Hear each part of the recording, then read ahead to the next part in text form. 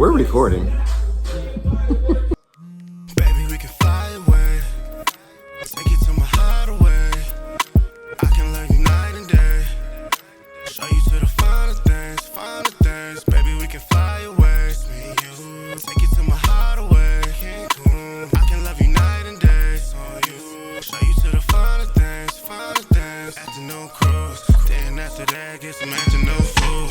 Then after that, get some afternoon. First and foremost, as you know, we are talking about the three different topics within Kendrick Lamar's damn album. Not how the album breakdown, but it's how we interact with said titles and tracks. So with that being said, the first one will be Element.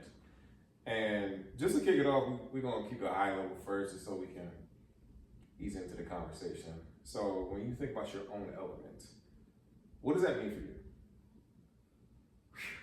I'm gonna start off because not for nothing. When you say element, I immediately went to Earth, Wind, Fire, Water, Heart, the Captain Planet. I'm just saying, you know what I'm saying? I'm from the 80s, you feel me?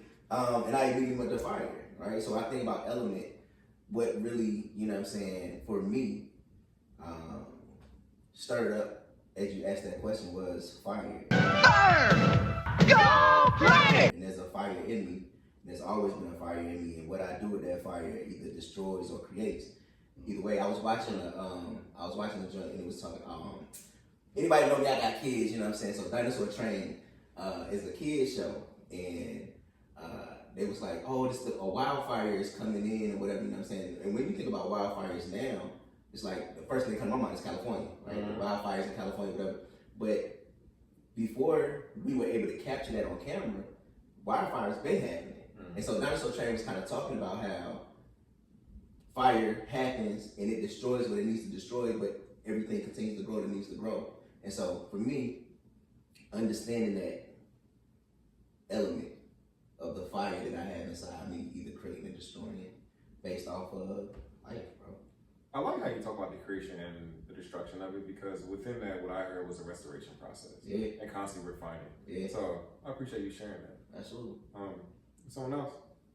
Yeah. Immediately, I'm laid back, so kind of. Never guessed that. So just kind of I'm typically like silence, which is kind of contradictory to the life I live. But but what it really made me think about when you actually brought up elements was earth. Something that's, I like the stability, that's serene. And if you ever seen my space, it's full of plants, so like constant growth happening and going on. So yeah.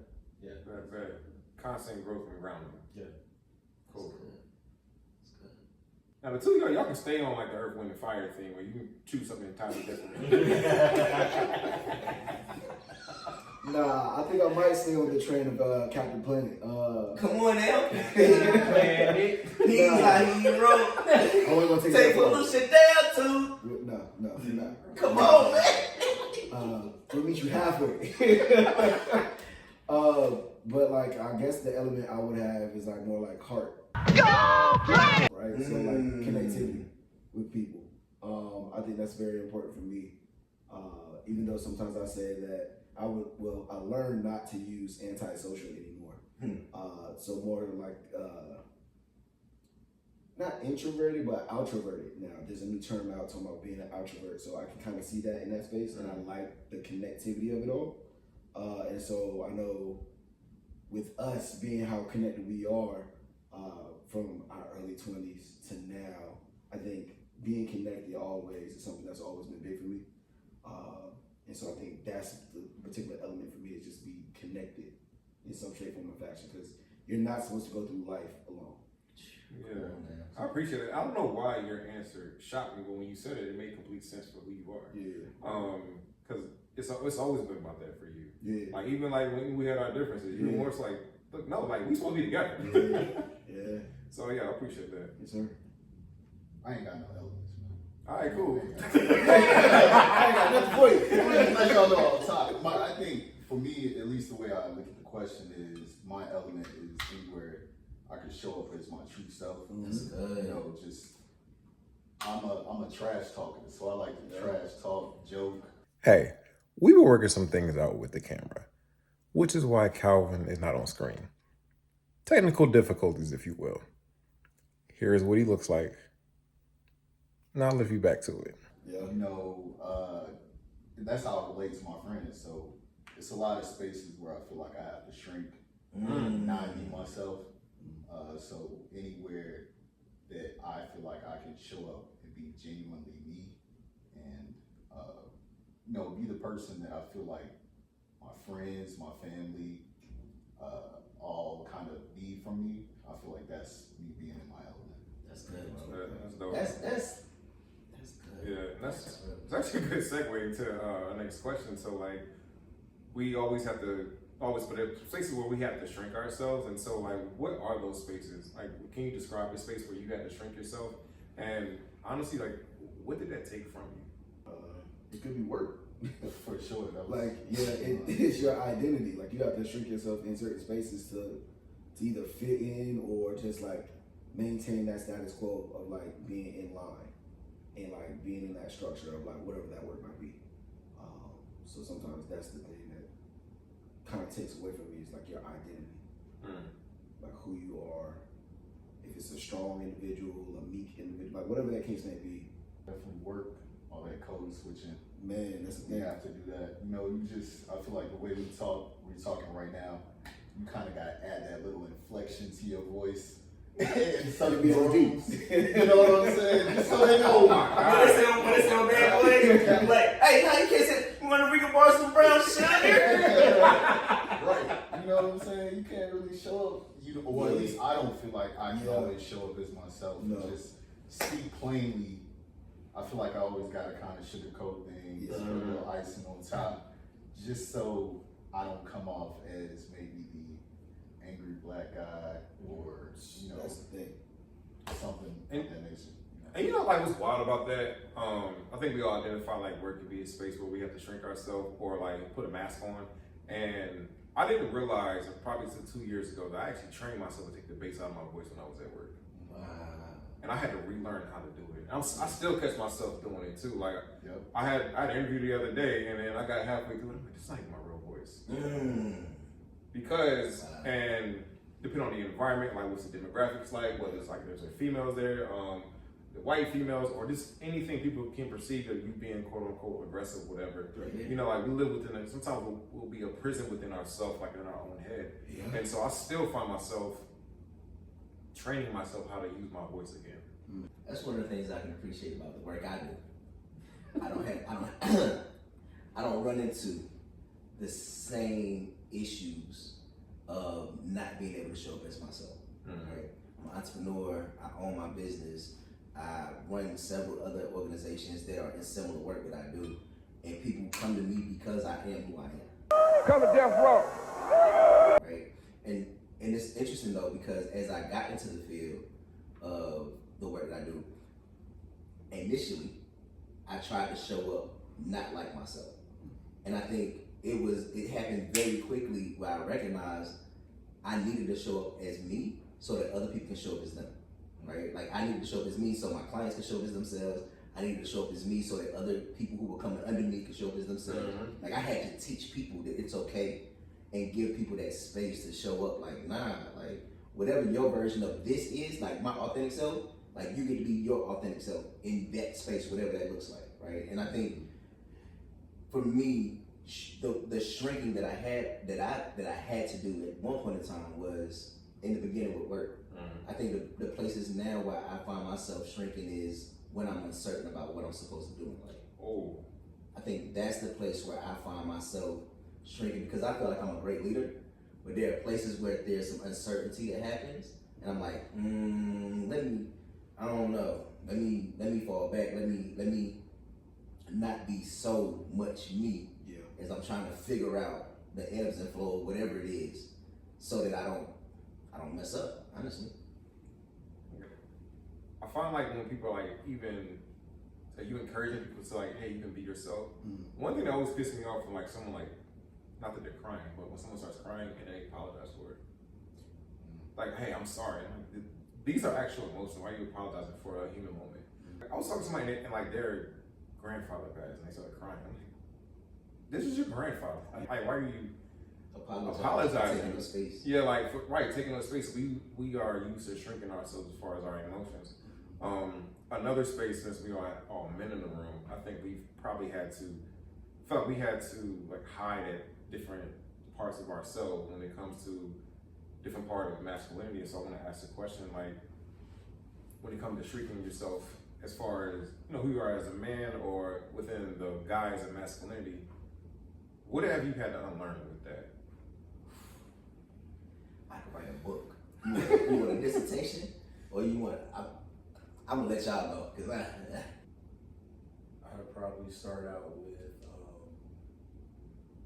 how you show up in a relationship, not just with women, but other men as well. Yeah. I don't know, coming up, like, I'm from a small town, so it tends to be some competition. Like, people try to posture against each other, trying to write narratives for themselves. So, being in a relationship with other men that, like, you actually care about and want to be in community with, trying to drop some ego and, like, just be human with folks for a while. And also in relationships, there's, the typical patriarchal standards of being in a relationship with women. Learning that, you know what, some of this ain't quite healthy and don't really serve me at all. If anything, it makes me more unhappy in life in general. And being comfortable with that and not being afraid to just say, hey, that's not me. If this is what you need, then maybe that. Definitely. You said something about competition, and it's this guy online. His name is Professor Odie. Do any of y'all follow him? Yeah. He said something one time, and it stuck with me. Where he said, sometimes we as black men, we get so much in this competition, and we start beating our chests like we're the biggest, baddest buck on the plantation. That's and crazy. It stuck with me. He said that probably like 2 or 3 years ago, and I held on to that. Yeah. Because I think we can think of so many examples where that happened. All I had to say was like, yo, my bad, bro. Yeah. Simple. That's all I had to say. It's so easy. Yeah, we kind of, that's just that masculinity thing though. Like, you don't want, part of it is you can't be wrong. Like, you don't want to, or at least admit that you're wrong in the moment, because then it makes you look or seem weak. Or less than. Yes. Right? Or as if you don't know what you're supposed to be doing in that moment, and if you take a stance and posture as though you got it together, Right. and then you actually don't, that ego and pride definitely will. It'll smack you. And that's why some of your answer when you said, you fall back a little bit when you don't know like all of it. Yeah. And that kind of goes sometimes with masculinity too. Like, hey, we're supposed to have like all the knowledge. We're supposed to be like the leader out front 100% of the time and never have to ask anybody for anything or whatever it is. Like the posturing that you said, or the impostering.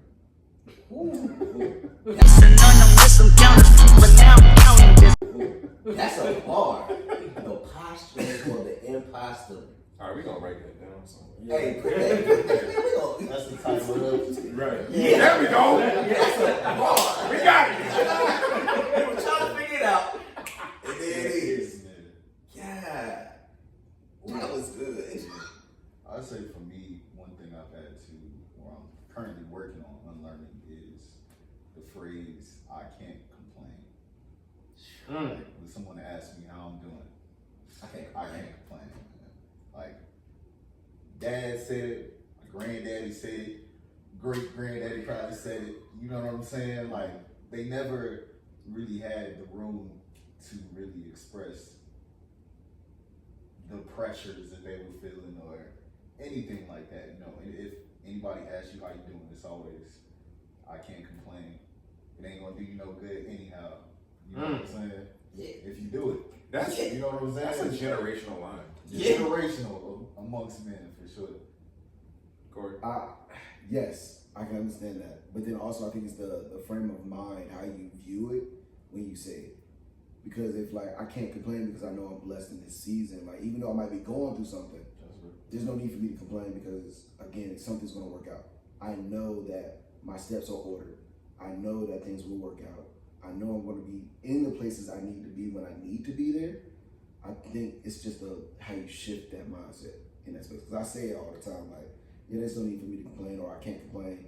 I used to say, like, because nobody's going to listen, right? But then also, like, it's just the shift of the mindset and thought, well, like, yeah, there's no need to complain. Like, yeah, I might be going through a season where I got to vent, but, like, to complain and push through and just, like, soak in that moment sometimes, it's like you got to pull yourself out sometimes. Yeah, But you also have to understand, we had a conversation today. And I'm gonna say this, yo.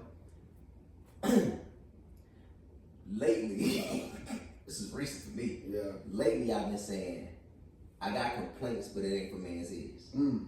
Right? Because I believe that because complaining is a thing, like we supposed to complain. Like, bro, we was taught we're not supposed to complain. So Yeah. but maybe we ain't supposed to. Maybe we ain't supposed to complain to each other. But also, we complain too. I think we are supposed to complain. So that's a whole nother. Look, I think we'll get to the texture of that later, right? Yeah. But like, that's what I've been saying lately. Like, I'm not supposed to. I have complaints. They just not for man's ears, right? Like, I've been saying that literally for the last 3 weeks. It's crazy. Could it be for certain men's ears though? Like, it just depends. 'Cause Probably. certain people can either like multiply that emotion into a negative space, or they can like feed into you and then make it something totally different. Yeah, and some people could help resolve it. Exactly. Altogether. You know, from a different standpoint, probably over the past year, I've been struggling with the word complaining just in general because I've seen it weaponized against people. Yeah. Where someone has like a legitimate concern, and it's like, oh, like stop complaining, or and because we all have different definitions, we have different working definitions on how we use a word, or like literally use a word. And I know you say you've been really intentional about language recently, and just so because it can be weaponized to somebody, or like, hey, like stop complaining. And so what does complaining mean? So when someone says like, well, why are you complaining? Like, well, hey, what do you mean by that? Yeah. Because I want to understand, like, what do you mean by when you say those words? Like, what is your? I always ask people like, what their definition of something is, because I realize communication misses a lot. Where you know we may have like you may have a definition of complaining, and I have something totally different. Yeah. And then we sit here getting an argument, and we have two different philosophies. Yeah. And we haven't even like set the ground like, hey, no, we actually mean this. Okay, I use this word to describe that. You know what's funny though? Because as Calvin started talking and Corey, I immediately was going to look at you and be like, hey, pull up the definition of complaining. That was the part of, like, in my head, I was like, hey, I was on sidebar, you like, hey, pull it up. Because that's real. The definition, the words that we use often don't have the definition that we use them as. Yeah. Right? Or we'll have a version of that definition that don't necessarily sit, but we've been using it for so long, it's like, no, this is the word. Yeah. Right? It's like Corey was saying with outrovert. Yeah. You just got that word not too long ago, I imagine. Yeah, but for the longest didn't have the word to like describe it. Yeah. And for me, complaining is nothing more than voicing a concern. Yeah. That's it. Like that, for me, the baseline of complaining, a complaint. Somebody say, back in the day, used to be little cards on like businesses, like you can write your complaint, whatever.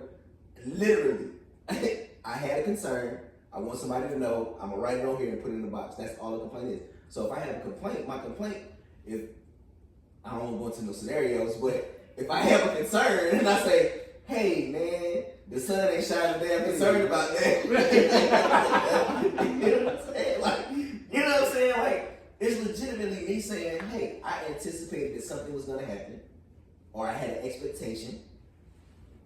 I tell people all the time, you gotta move from expectation to agreement. But in this example, I had an expectation, it wasn't met, and so my complaint or my concern is that it didn't meet.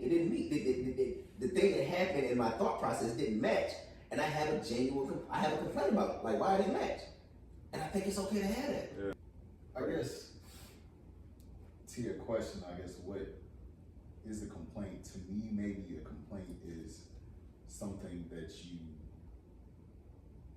I would look at somebody complaining if they're talking about an issue that they have control over. Like, say more. That's good. Their decisions or their actions can affect what that issue is.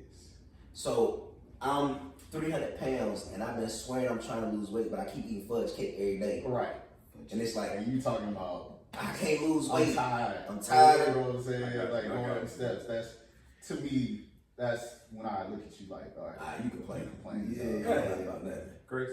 I was gonna say, because I, like, for the past year, I've been using that bar of I can't complain when somebody asks me. But 9 times out of 10, I do have a complaint.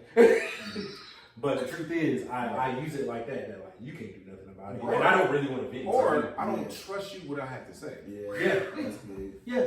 I'll be like, hey, yeah, I can't complain. Yeah, because like you said, like a This lot of one. times they weaponize it against Yeah. you. So you have to trust the individual that you're coming to. Because I think we've all had someone use our words out of context. Oh, yeah. And then you hear like from the third person, wait, no, that's not what I said. Exactly. Like I had a situation at work one time when someone said, hey, they said, you don't like you're upset about this. I said, that's missing 2 minutes of context. Yeah. I said, you missed all of this, and let me fill you in. And they went, oh, well, that's a totally different story now. Yeah. That's a totally different story now. People microwave things all the time. Frequency check. we establish like language is really important in working definitions of things. So that helps with communication. A lot of times we all seen situations where we have different understandings of something, and it's caused friction or misunderstanding about the identity of who somebody is just in general. But so I think it's understanding that we all have different expectations and all different definitions of words that will help us live in our element even more. Calvin, I want to take what you said and transition us to the next topic. Baby, we can fly away. Take you to my hideaway. I can love you night and day. Show you to the finer things, finer things. Baby, we can fly away. It's me and you. Take you to my hideaway. Cancun. I can love you night and day. On you. Show you to the finer things, finer things. Afternoon cruise. Then after that, get some afternoon food.